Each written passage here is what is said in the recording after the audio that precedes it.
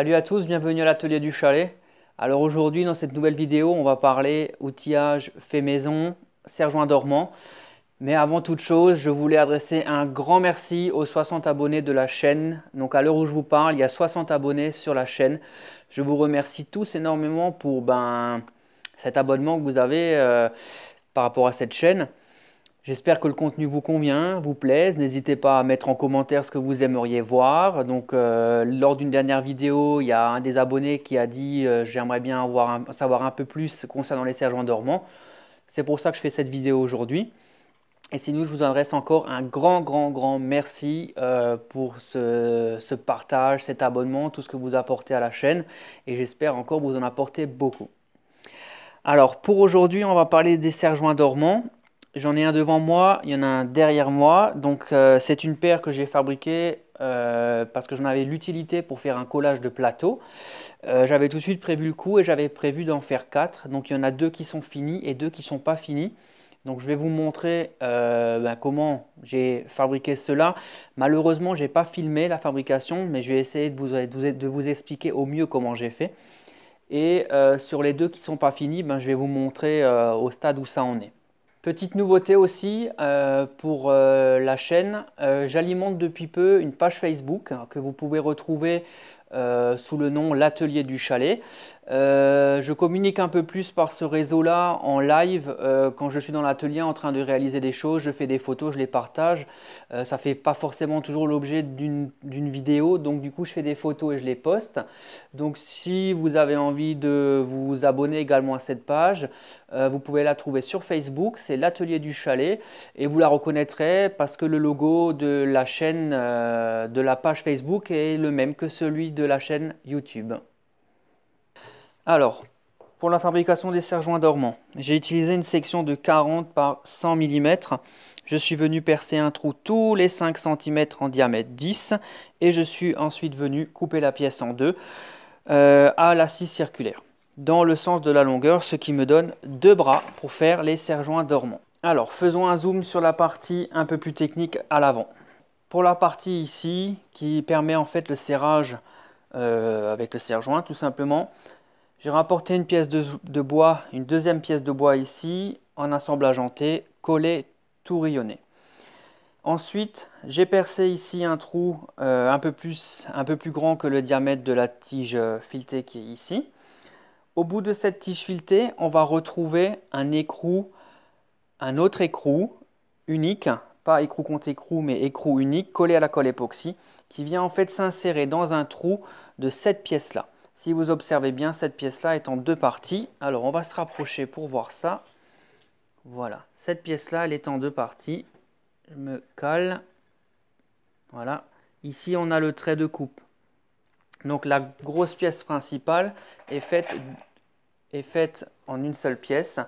Percée ici pour accueillir l'écrou qui est collé à la résine époxy.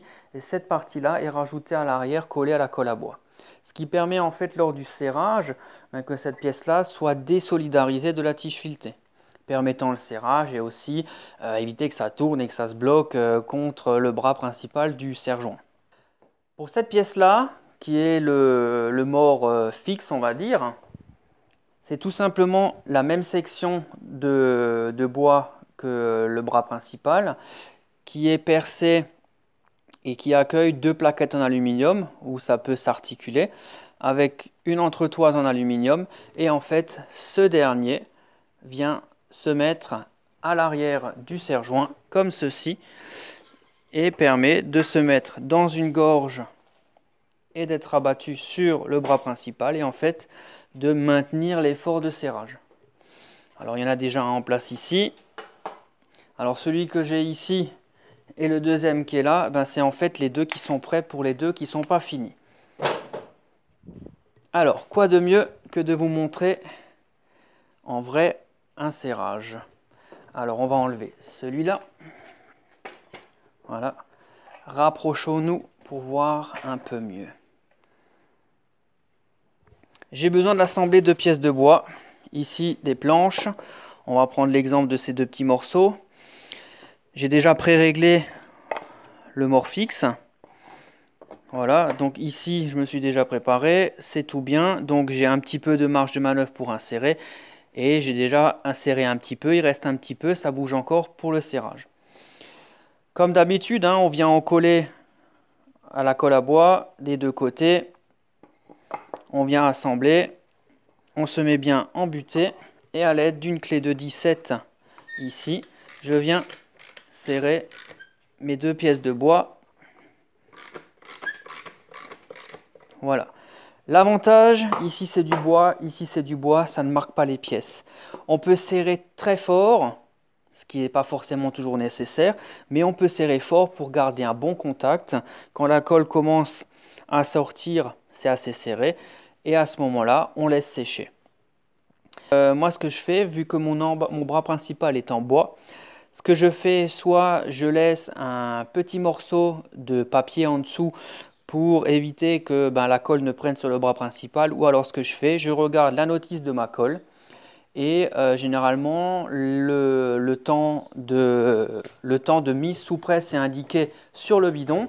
Alors je regarde sur le mien, le temps de presse c'est 20 minutes. Donc ce que je peux faire, c'est au bout de 20 minutes, une demi-heure, venir rouvrir mon serre-joint et mettre la pièce à sécher de côté pour éviter que la colle qui est passée en dessous n'adhère au bras principal. En début de vidéo, je vous ai dit que j'avais une paire qui était finie, donc c'est ceux qui sont ici, et une paire qui n'est pas finie. C'est les deux qui sont là. Pour le moment, ces deux-là, ils ont tout simplement eu leur perçage.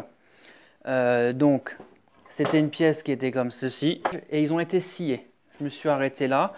Il me reste à faire les découpes pour accueillir la partie fixe et faire les finitions avec le mort mobile ici.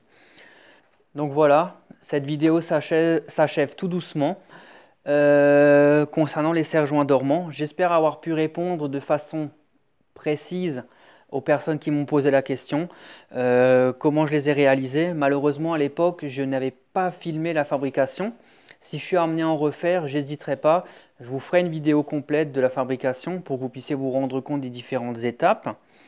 Au niveau du coût de revient, tout simplement, j'ai envie de vous en parler parce que je me rends compte que l'outillage fait maison, même s'il demande quelques heures de travail, ça ne revient pas trop cher au niveau coût de revient de la matière. Au niveau des bois, des plaquettes en aluminium, de la tige filetée, des écrous griffes, on est à un tout petit peu en dessous de 12 €. Je vais arrondir à 12 €, ce qui fait 3 € le serre-joint. C'est pas cher du tout. J'adresse encore un grand merci aux 60 abonnés de la chaîne. Merci de me suivre sur YouTube. Prochainement, en vidéo, il y aura la finition des formes décoratives que j'ai faites en vidéo hier ou avant-hier. Il y aura un petit bonus pour les cœurs. Les cœurs en fait vont avoir une finition brûlée. Donc ça fera l'objet d'une petite vidéo pour vous montrer comment je réalise ça. Et il y aura une seconde vidéo ou peut-être dans la même vidéo, il y aura la pose sur la porte de grange des éléments décoratifs. Il reste juste quelques finitions de lasure et ensuite je pourrai apposer la décoration. Voilà. Sinon, concernant la page Facebook, je vous mets le lien dans la description. Elle est déjà dans les autres descriptions des autres vidéos. Je vais essayer de vous la mettre dans la vidéo, sinon vous la retrouverez dans la description. Voilà. Sur ce, je vous souhaite une bonne journée et puis à bientôt à l'atelier du chalet.